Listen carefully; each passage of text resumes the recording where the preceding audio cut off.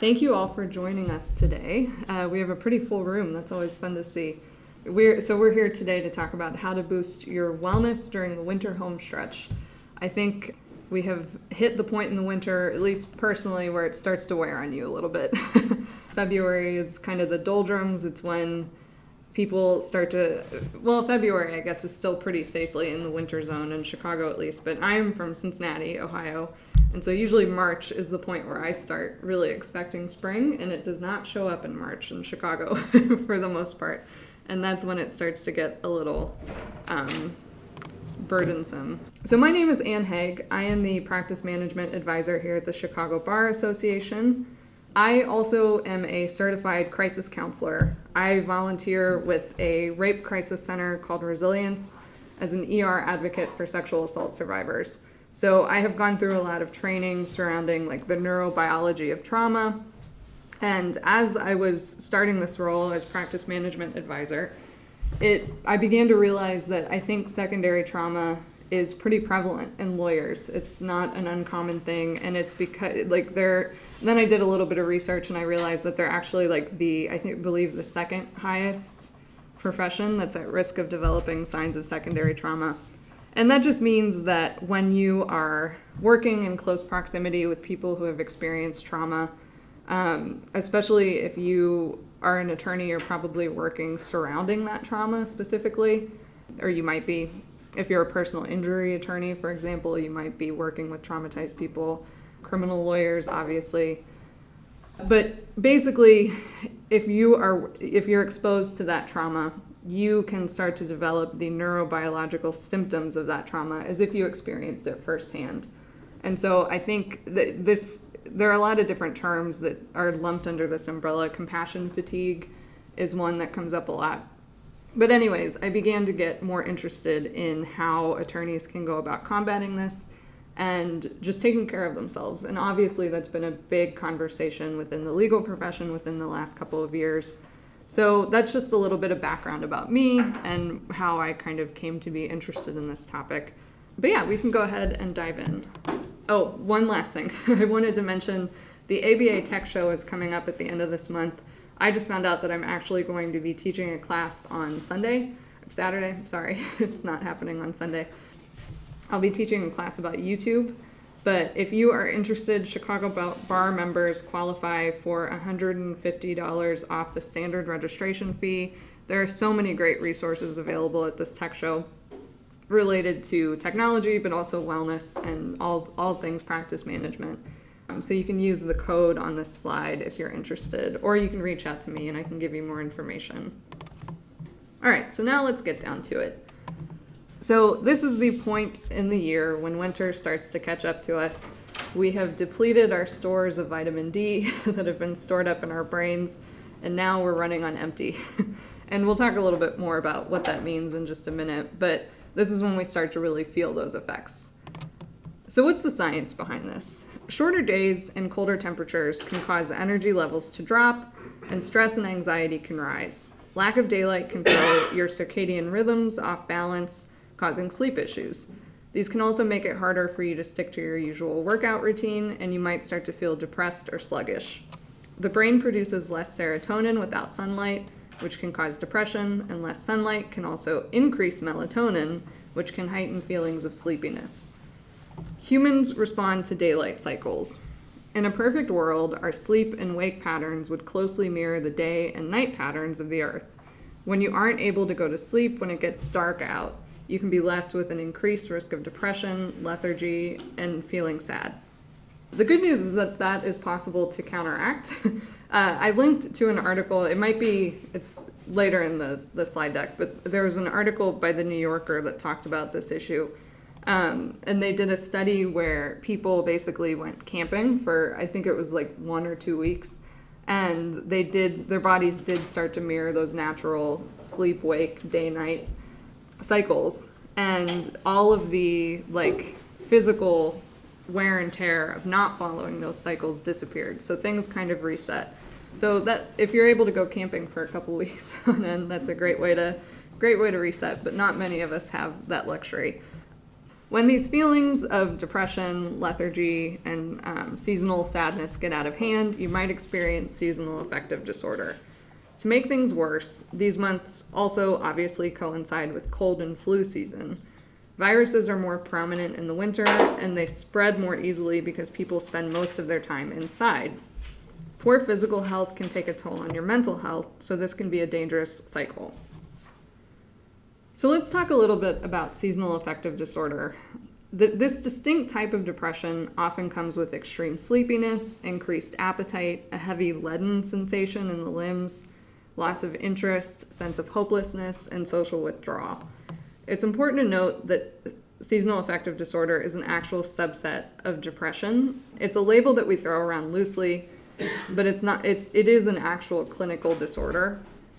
And to be diagnosed with it, you have to have symptoms of major depression that ebb and flow with the seasons. So a lot of people experience kind of a mild form of this, but don't necessarily meet those clinical standards. What we're talking about today is kind of, obviously, if you meet those clinical definitions of a diagnosis, then the best route to go is with a mental health professional. And I will talk a little bit about options surrounding that later on. All the wellness tips in the world won't cure clinical depression, or they might help mitigate the symptoms, but it's not gonna replace the help of a mental health professional. So I want to be clear about that. So symptoms of major depression, I just want to list a few of those. Feeling hopeless or worthless most of the day or nearly every day, having low energy, losing interest in activities you once enjoyed, having problems with sleep, experiencing changes in your appetite or weight, feeling sluggish or agitated, or having difficulty concentrating. So symptoms of seasonal affective disorder include all of those, but they tend to come and go with the seasons. About 5% of Americans suffer from seasonal affective disorder, while 10 to 20% experience a mild form of it. Women are 4 times more likely to be diagnosed with it, which I thought was interesting. I did not know that. There are a couple different theories as to why this develops. Some people think that seasonal affective disorder people with seasonal affective disorder may have trouble regulating one of the key neurotransmitters involved in mood, serotonin. One study found that people with seasonal affective disorder have 5% more serotonin transporter protein in winter months than summer months. Higher serotonin transporter protein leaves less serotonin available at the synapse because the function of the transporter is to recycle neurotransmitter back to the presynaptic neurons. So a lot of science, yes. Is it less common in warmer climates? It is less common in warmer climates. I believe one percentage that I saw was I think it was the state of New Hampshire has a 9% rate of seasonal affective disorder, whereas Florida has a 1 to 2%. So yeah, it definitely has that clear tie with weather. Other people think that people with seasonal affective disorder may overproduce the hormone melatonin. Darkness increases production of melatonin, which regulates sleep. As winter days become shorter, melatonin production increases, leaving people with seasonal affective disorder feeling sleepier and more lethargic, often with delayed circadian rhythms. The vitamin D also plays a role. Some people think that people with seasonal affective disorder may produce less vitamin D. It's believed to play a role in serotonin activity. So vitamin D insufficiency may be associated with clinically significant depression symptoms. Medication isn't always the answer for seasonal affective disorder, though obviously that's up to you and your doctor. Light therapy and behavioral therapy can also be helpful. So all this said, what can you do about it? What can you do to help mitigate some of these symptoms? Because winter is not going anywhere, at least for now. So do-it-yourself light therapy is an option. Sun exposure in the summer can actually help you build up a store of vitamin D that can last through the fall, which spurs your body to produce more vitamin D during winter months. So your body essentially builds up a store of vitamin D that will last for some months into the fall and winter. However, like I said, once this time of the year, February, rolls around, you might need some replenishing. You might have kind of eaten through that store. Light therapy has been a mainstay of treatment for seasonal affective disorder since the 1980s. The idea behind it is to replace the diminished sunshine of the fall and winter months using daily exposure to bright artificial light. Symptoms of seasonal affective disorder may be relieved by sitting in front of a light box first thing in the morning on a daily basis from the early fall until spring. Most typically, these light boxes filter out the UV rays and require 20 to 60 minutes of exposure, an amount that is about 20, and you wind up getting an amount of light that is about 20 times greater than ordinary indoor lighting. How about watching a lot of bright TV? So the question in the room was, what about watching a lot of TV? So that is a different kind of light, and that light is actually not good for your brain. So the light that you get from the screens of electronics includes that blue LED light. And so that actually, I don't have the like names of what it does and the chemicals that it stimulates in your brain, but it impacts your circadian rhythm. So it's definitely in the opposite direction. Mm-hmm. A question, so that particular, so if we were to go out and, by the way, I remember reading about this long ago about people on submarines. Mm-hmm. They actually have to go into a room and sit in front of these bright lights Oh, for that's like an interesting. hour. That's part of their routine. Yeah. But so if we were to go out and buy these lights Mm-hmm. with all this stuff on the market, what type of lights, what would you buy from the store? Right. So to summarize the question for the webcast audience, this person said, first of all, which I thought was interesting, that they had read something about how people on submarines have to go in a room that has this kind of light because they obviously don't get that exposure naturally. That's very interesting. But the question was, if we were to go out and buy one of these lights, what do we do? What do we look for? So I linked in the materials to some of the highest rated therapy lamps. I don't know a lot about like the technical specifications, but if you look at that article, you can find some options. You're welcome. If you came to the wellness class that I taught a couple months ago, there's a little bit of overlap here, but I think it is important enough to stress again. I am reading a book right now called 24/7 by Jonathan Crary, which I'm finding very interesting. And there's a quote from it that I thought was very interesting. He says that the average North American adult now sleeps approximately 6.5 hours a night, an erosion from 8 hours a generation ago, and down from 10 hours in the early 20th century. I thought that was really interesting. I've read a lot about the worker movement behind the 8-hour workday, and that slogan was like 8 hours for sleep, 8 hours for work, and 8 hours for what we will. But to imagine a world where people were sleeping 10 hours a night, that's really fascinating, and I think we should aim more for that. But unfortunately, that is definitely not the trend that we are seeing. A lot of people run on the idea that you can catch up on sleep, maybe on the weekends. If you're regularly getting less than 7 hours of sleep per night, you are hurting yourself as severely as if you regularly smoked or drank to excess. Not getting enough sleep can actually sabotage your ability to learn. And of course, learning the law and the facts of a case is essential for lawyers. Lack of sleep can also create emotional irrationality, which runs counter to the rational thinking and self-composure that lawyers need on the job. Sleep disruption contributes to all major psychiatric conditions, including depression, anxiety, and suicidality. Healthy individuals can experience a neurological pattern of brain activity similar to that observed in many of these psychiatric conditions simply by having their sleep disrupted or blocked. But these conditions also tend to disrupt the neurological patterns needed for high-quality sleep. So it's a really vicious cycle. Sleep disturbance is a recognized hallmark associated with addictive substance abuse, and it can have significant bearing on relapse rates. So sleep is really important. We need it. We need a lot of it. And on the next slide, we'll talk about how to better your odds of actually getting that sleep. But if you are at all interested in sleep, I recommend that book 24/7. But also there's a book by a professor of neuroscience and psychology at UC Berkeley called Why We Sleep. The author's name is Matthew Walker, and I linked to it in your materials. If you're interested, that's another great place to start. A lot of interesting science surrounding that. So the best way to go about this is by creating a really regimented sleep routine.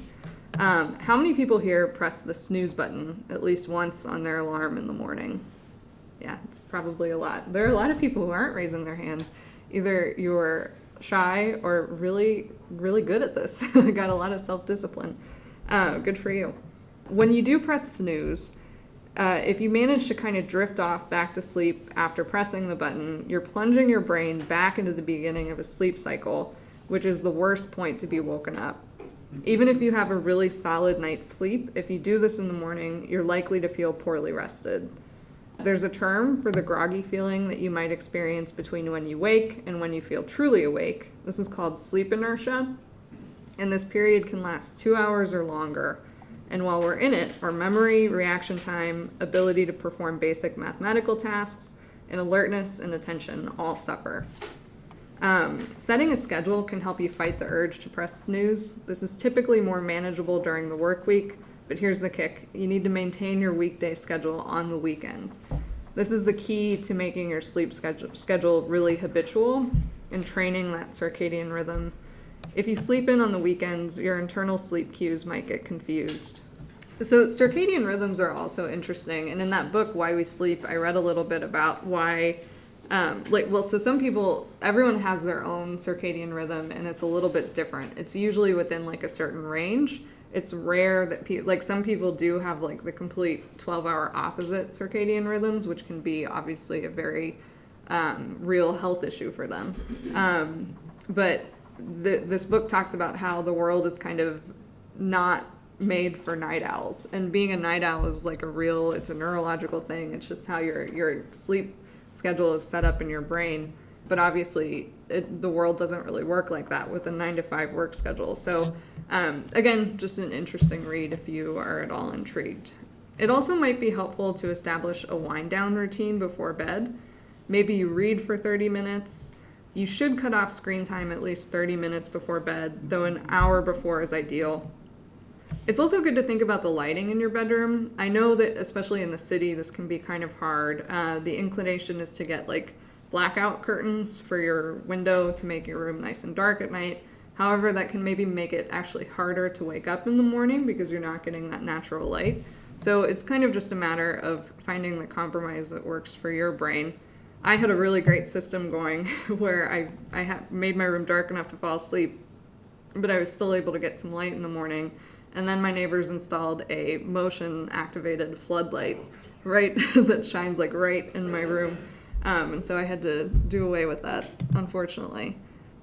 So we have a question from online. Somebody asked, what is the high-quality sleep, which you mentioned? So the short answer is that gets into like REM cycles. I'm talking about, and I'm not a scientist. I don't know all of the information surrounding this, but there are different levels of sleep that happen throughout like the course of a night in the human brain. And that REM sleep is the like really deep sleep. And that is the sleep that you need to actually feel rested. And you need a good amount of it. Alcohol is something that even though it's a depressant and it does make you feel more tired, it actually, something in your brain happens that shuts off your ability to actually get that deep sleep. And so it actually has even though it makes you sleepy, and some people have like a glass of wine to get ready for bed and like wind down in the evening, but it does hamper your ability to get that really high quality sleep. So I'm just talking about REM sleep essentially. So exercise can help mitigate the symptoms of seasonal affective disorder. Even though, again, the issue is that when you are feeling lethargic and maybe you're feeling a little bit down, exercise classes or your normal workout routine are probably one of the first things that you do away with, unfortunately. Doctors recommend about 30 minutes of exercise a day to benefit the body and the brain because exercise increases the brain's production of serotonin. Walking is great, but it alone probably doesn't meet the activity requirements. You need to be healthy. If you're really making it a challenge and going out of your way to meet like a step goal or something, it might be sufficient, but just taking the steps at work isn't going to get you there. That said, even low intensity activities like yoga or walking outside can boost your body's metabolism. Exercise releases feel-good endorphins and other natural brain chemicals that can enhance your sense of well-being. It also takes your mind off of worries, helping you break free of negative thought cycles that can make seasonal affective disorder worse. I got really into hot yoga recently, a couple of years ago. And ties into the idea of kind of taking your mind off of worries. I noticed that I really did. I don't like heat. I didn't think I would be somebody who would like doing yoga in like a 105-degree room. But I noticed that because you're so focused on like not passing out and making a big scene in the class, you do forget about everything else. So it kind of, you can think about ways to kind of up that level of forgetting about everything else that's going on in your life. It becomes meditative.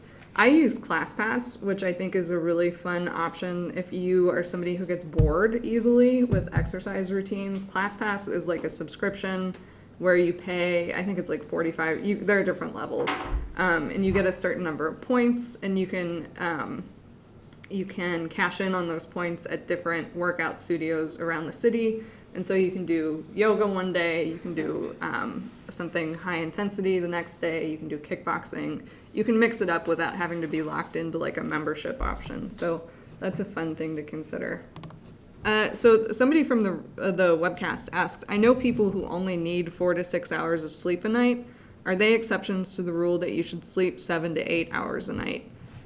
So I think there could be two things going on there. The first is that they might actually just be exceptions to that. Maybe there's something about their circadian rhythm that is different from the average. That is possible. I'm not a scientist. I can't answer that definitively. But the other thing is that maybe they have just conditioned themselves to think that they only need that much sleep every night. 4 hours especially to me seems like the low end. And also there's a difference between like functioning and like you might only need 4 to 6 hours of sleep a night to function, but to really like thrive and get those like physiological benefits of sleep, that is where you might be kind of hitting a wall with that. So again, not a definitive answer, but two things that jump out to me. Think about nutrition seasonally. Your diet might be able to help you deal with symptoms of seasonal affective disorder. Nutritionists generally suggest in the winter increasing your intake of folic acid, omega-3 fatty acids, and vitamin D, while decreasing your intake of sugar to improve your mood. Obviously, the holidays are not an easy time to do that, and it's unfortunate that they're in the winter because that's when we want to eat all the sugar. Eating what's in season is a good rule of thumb to go about accomplishing this. Root vegetables like beets, potatoes, and rutabagas are high in potassium, while winter citrus fruits like blood oranges, white grapefruit, and autumn honey tangerines, which I've never had, but it sounds delicious, offer fiber and vitamin C to help boost immunity, which is especially important this time of year. Think about warming foods too. Soups are great at this time of year and easy to make ahead of time. Root vegetables also lend themselves to soups very well.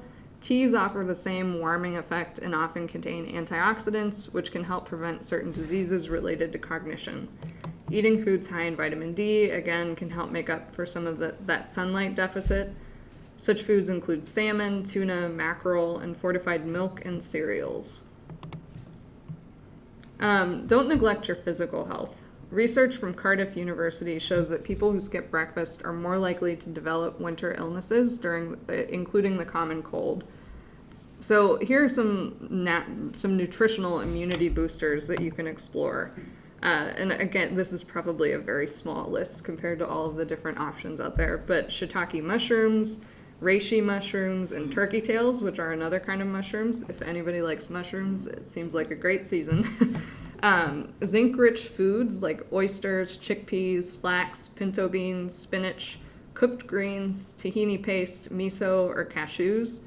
Garlic is a big immunity booster, although you might not love the smell that you emanate after eating it. Turmeric, berries, broccoli sprouts, and echinacea.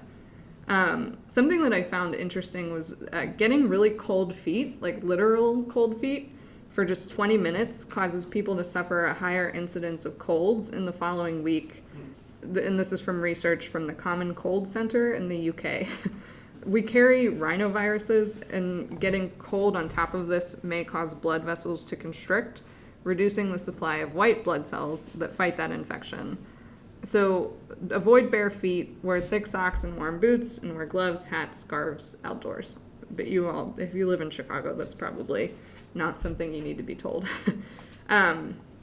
Also, don't forget about your devices. We check our cell phones an average of 47 times per day. All this contact means they're covered in about 10 times more bacteria than most toilet seats. Most of these are not pathogens that will make you sick, but bacteria like E. coli and viruses can spread on cell phones under the right circumstances. To clean, just use a solution of 60% water and 40% rubbing alcohol and wipe with a cloth. Doing this a few times a month is plenty, maybe a little bit more if you're sick or somebody around you is sick. Or just wash your hands regularly and keep your phone out of places like the bathroom. I included this picture of somebody using hand sanitizer. Hand sanitizer is actually not a very good thing, and I don't recommend it. It is basically killing all of the bacteria, which is breeding like super bacteria. So avoid that. Just wash your hands with soap and water. So we touched on this a little bit, but resist your introverted tendencies. Studies have shown that the average American is 31% more social in the summer than they are in the winter. One researcher spent a year in Norway studying the residents' overall mental health because rates of seasonal depression were far lower there than you'd expect for a country where some residents don't see the sun for about a month every year. She noticed a few things that I thought were interesting. First, Norwegians celebrate the things that you can only do in winter. People would actively anticipate ski season. Getting outside is a known mood booster, and so Norwegians keep going outside whatever is happening out there. They even have a saying, there's no such thing as bad weather, only bad clothing. Norwegians also have a word, I'm probably butchering this, but koselig, that means a sense of coziness. It's like the best parts of Christmas without all the stress. People light candles, light fires, drink warm beverages, and sit under fuzzy blankets. There's a community aspect to it too. It's not just an excuse to sit on the couch and watch Netflix. There are plenty of festivals and community activities creating the sense that everyone is in this together. So try to channel this mindset during the winter. Resist the urge to build that sense of community and commiseration, though, by complaining to others about the weather. That actually, Seminars like this. yeah, come to seminars like this. When I think, especially in Chicago, there's a thing where people try to foster that sense of community by complaining about how cold it is or commiserating together. And while that might feel good in the moment, I think ultimately that feeds that negative mindset, whereas it is more beneficial to put that energy into more productive ways of fostering community. So just something to think about. Find a new hobby. Cooking, sewing, and other kinds of classes offer a great escape during the cold months. Enrolling in a class is a brilliant way to meet new people or gain new friends. It helps improve memory, keeps your mind sharp, and even boosts self-confidence. Hobbies can actually also help you structure your time better. I think a lot of people look at a class or something, look at maybe you want to learn Spanish or something like that, and you think, I don't have time to do that. There is something called Parkinson's Law, which states that work expands so as to fill the time available for its completion. So essentially, things take as much time as you have. So when the evening stretches out before you, unscheduled, you might find yourself laboring over a work project or answering emails way late into the night. Chances are, if you had like a book club or a ceramics class that night, you would get those tasks done much more quickly. So hobbies can actually seem to create more time by encouraging efficiency. It's also a more active form of leisure as opposed to passive leisure time that is often filled by like TV, mindless web surfing, etc.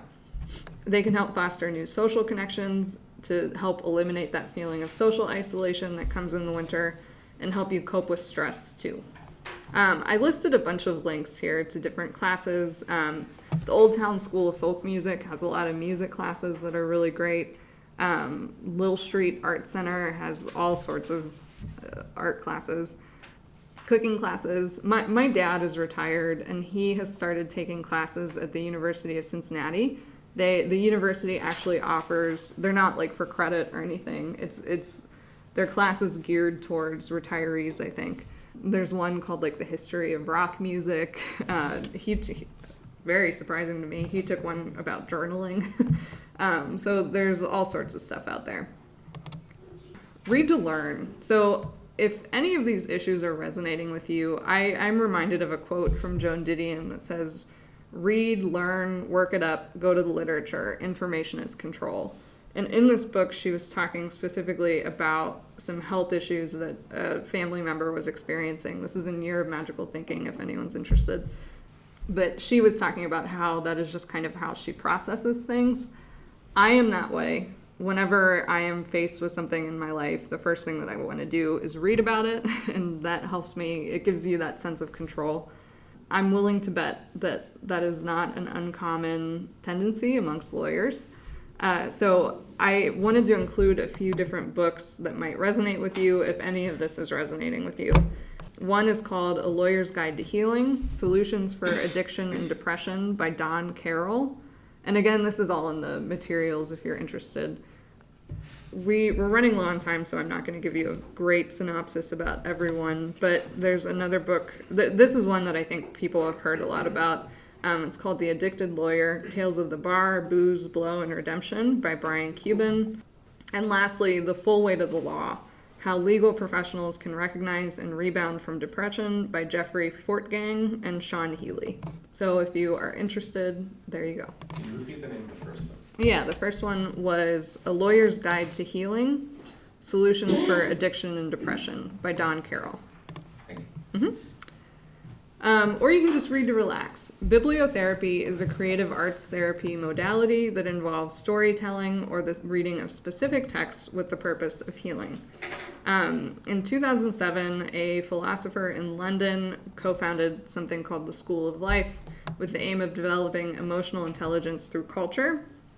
It included a bibliotherapy service with bibliotherapists offering face-to-face or remote sessions to explore patients' relationship with books and the issues that are pressing on them, from grief, anxiety, or depression to preparing for retirement or a job change, etc.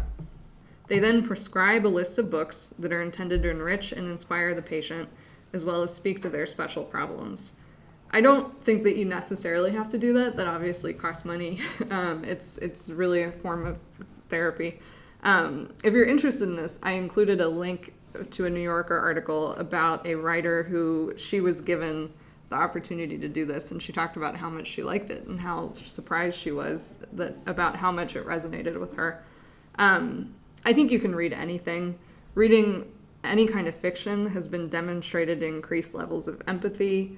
Reading before bed can become a valuable part of a sleep routine. Just make sure it's a real book and not an e-reader, because the light from the screens, again, can have a detrimental impact on your sleep. If you're looking for book recommendations, I am always happy to give them. I read a lot. I read 60 books last year. I read a lot of nonfiction in particular, but You have a lot of pictures in them? a lot of pictures. But I included a link to some, like the forecasts in the New York Times of books to look out for in 2020. Give a dog a break. Somebody said something to me recently that really resonated, where they said that they were talking about the rape crisis volunteer work that I do, and they were like, something like that is obviously so valuable, but anytime that you're volunteering with humans, it requires something of you. And I'm sure this resonates with a lot of lawyers who maybe do pro bono work or even interact with people, again, who might be traumatized in their daily work. When you volunteer with animals, though, that only gives you things. It doesn't have that same requirement of you. It has the time requirement, obviously, but it's not quite the same. Spending time with animals lowers stress levels and blood pressure. Playing with a dog can elevate levels of serotonin and dopamine, which helps you feel calm and relaxed. I recently found out about a program through Animal Control in Chicago called the Doggy Day Out program, and I included directions about how to get a hold of it. Or I think it was a link to their Facebook page with information about this. But you don't have to go through any training. You literally just email them and say, I want to take a dog on a field trip. And between the hours of 11 and 4, you can take this dog out, that you can request a specific dog. But it's basically a way to get the animals out of the shelter for a little bit and decrease their stress levels. So it's really good for the animals, but it also gives you that exposure. And you don't have to foster, you don't have to adopt. It's just a good thing to do. The dog that I took out this past Sunday They said he's very reactive in his kennel, but he is the sweetest dog in the world when he's out and about. Like a little girl came up to this big dog, and he was just as sweet as can be. So it's a good thing to do for them. Or you can volunteer with humans beyond just pro bono work, although that's obviously a wonderful thing to do. Studies have outlined the benefits of volunteering. They include counteracting feelings of loneliness and social isolation. It actually improves your immune system because of the good things that happen in your brain neurologically. Better physical health and less chronic pain. It can help you battle addiction, especially if there was a specific study done surrounding alcoholism, and people who helped somebody else recover from the same thing that they recovered from had much better rates of, I can't think of the positive term for this, but not relapsing. So it's a good thing to do. You're less likely to get dementia if you volunteer regularly. You're more likely to live longer. And overall, it lowers rates of depression and anxiety. I included a link in the materials to a huge list of volunteer opportunities in Chicago that is separated by interest. So there's one specifically for people who are interested in the legal world. If you're like, get me out of here, I don't want to do that in my volunteer time, there are also a lot of other options. Winter weather might trigger migraines. Research is not definitive, but a high number of patients note a strong connection between what's happening outside and what's happening inside their heads. Extreme weather, including storms and swings in temperature, which we get all the time in Chicago, and barometric pressure may all play a part. According to a study published in the International Archives of Occupational and Environmental Health, people who experience migraines are more sensitive to cold. One neurologist speculated that this is probably related to dysfunction of the autonomic nervous system, which affects the blood vessels in the brain and throughout the body. There's more information that I linked to. Again, we're kind of low on time, so I want to get through this. But if that resonates with you and you're interested in it, you can read more there.